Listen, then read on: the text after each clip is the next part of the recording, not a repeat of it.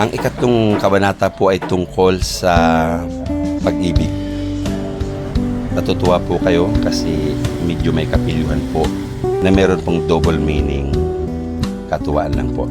Tapos yung pong ikaapat na kabanata nito ay tungkol po sa dapat isalang-alang or karunungan po tungkol sa paggagawa po ng tula, lalong-lalo na po tula tradisyonal.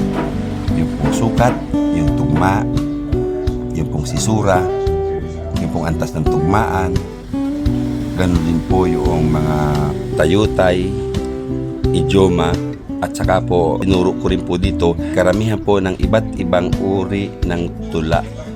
Katulad po ng prasis, tuneto, alit, tanaga, marami po dito kayong mapupulot. Promise, mapupustuhan po dito.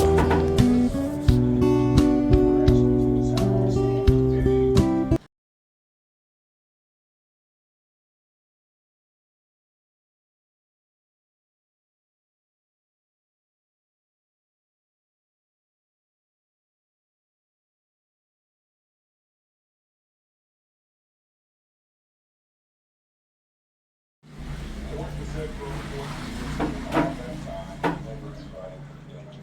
were asking to his house, gang,